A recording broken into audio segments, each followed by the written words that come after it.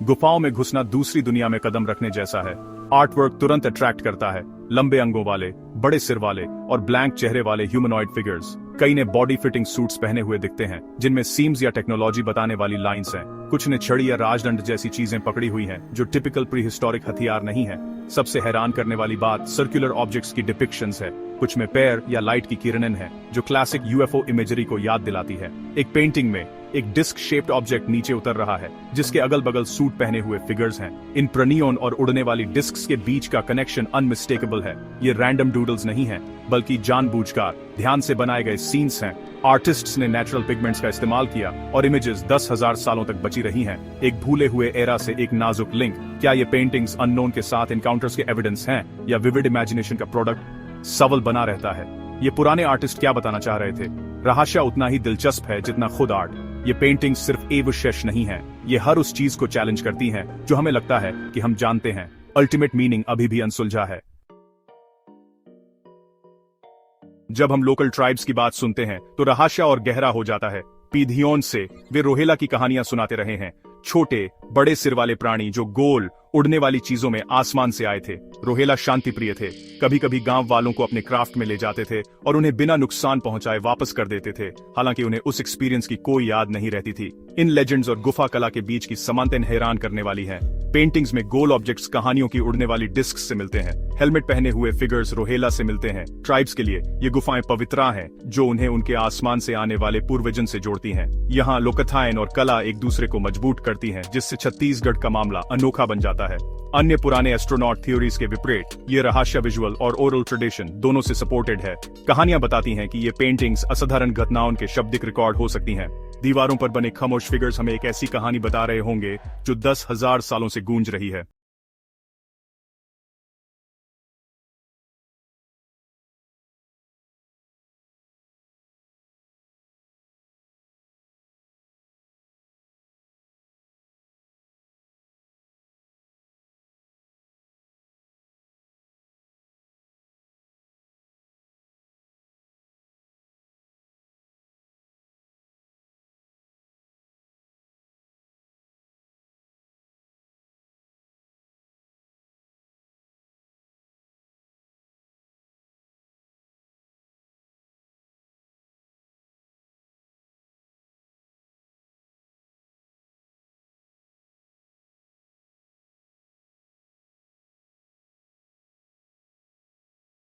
अभी भी विवरडॉन में घिरा हुआ है। सभी थ्योरीज और बास के बाद हम एक गहरे सवाल के साथ रह जाते हैं। ये पेंटिंग्स असल में क्या रिप्रेजेंट करती हैं? अगर पेलियो कांटेक्ट थ्योरी सच है तो हमारे पूर्वज दूसरी दुनिया के प्राणियों से मिले होंगे जिससे ब्रह्मांड में हमारी जगह बदल गई होगी। अगर नहीं तो आर्ट प्राचीन कल्पना और आध्यात्मिकता की गहराई को बताता है। 10,000 साल पहले लोगों ने सिंपल टूल्स से कॉम्प्लेक्स मिथोलॉजीज और सिंबॉलिक आर्ट बनाया। एविडेंस खामोश है। पत्थर हमें यह नहीं बता सकते कि आर्टिस्ट्स का इरादा क्या था। हमारी इंटरप्रिटेशंस हमारे अपने विश्वासों और ज्ञान से बनती हैं। चाहे हम स्पेस सूट देखें या रिचुअल मास्क, किसी भी व्यू को प्रूव या डिसप्रूव नहीं किया जा सकता। पेंटिंग्स हिस्ट्री और मिथ, साइंस और बिलीफ के बीच मौजूद हैं। वे सवालों को इंस्पायर करती हैं, जवाब उनको नहीं, और हमें उन रहस्यों की याद दिलाती है जो अभी भी हमारे प्लैनेट पर छिपे हैं। सच इंतजार कर रहा है, पत्थर में खुदा हुआ, आने वाली पीढ़ियों के उजागर करने के लिए।